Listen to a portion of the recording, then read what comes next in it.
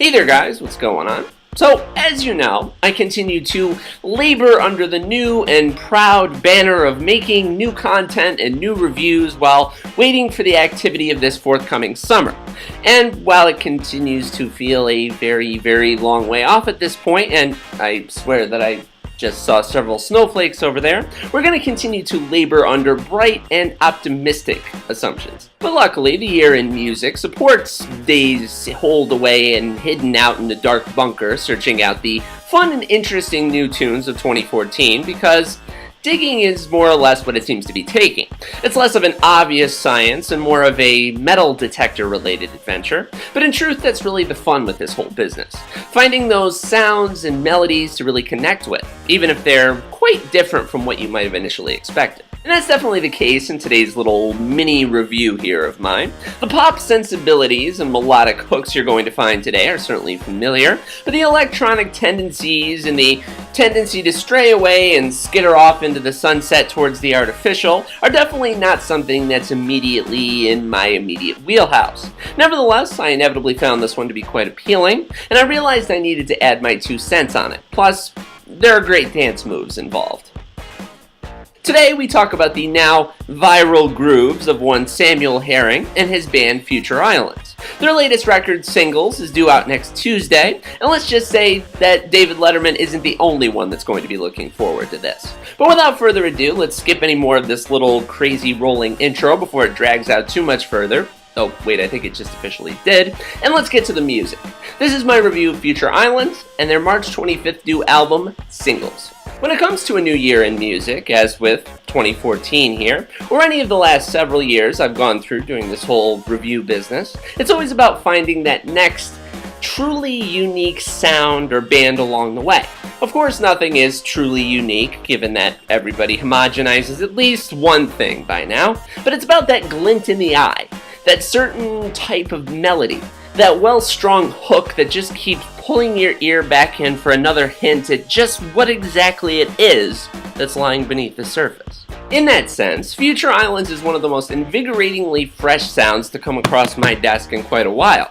While they may not be the cup of tea that satisfies the aching wants of everyone's musical taste buds, there's just something about their fusion of funky electro-pop-laced rhythms that makes them immediately distinct.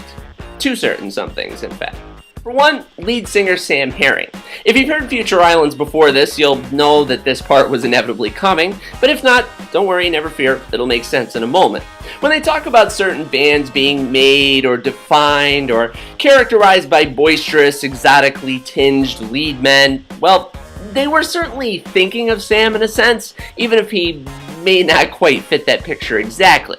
Short cropped hair and solid colored t-shirts tucked into jeans may more succinctly say Sunday school teacher than singer, but where Mr. Herring is concerned, you just really have to get him out there and turn him loose to see the sheer character that's waiting to loom within. The rest of the band contently sits back and creates intricately toned landscapes. Herring grooves, scrapes, crawls, and rasps his way over the terrain of these 10 songs, contemplating softly in one moment, as with A Song for Our Grandfathers, and letting out an agonized shriek in the next, as with Fall from Grace. It immediately occurs to me that within the boundaries of one voice, I don't think I've ever heard quite so many parts of all of these different singers all somehow rolled into the voice of this one single person. At once, Herring can belt it out like a young Meatloaf, sound like Jack Black on the verge of launching into something from the Pick of Destiny, croak like a latter-day Tom Waits, and even hit a lower range that sounds like a mix between that guy from the 90s band Everlast and an aspiring heavy metalist on one of those doom hard rock opera concept albums. That was a mouthful. All wrapped together in a buzzy electric indie band flavored shell. That I'm sure must have sounded more than a little confusing, but it makes for one of the most immediately distinct and charismatic sounds I've really heard in quite some time. Herring carries the energy and the persona for Future Islands, but don't think of this as just some sort of all-surface character either.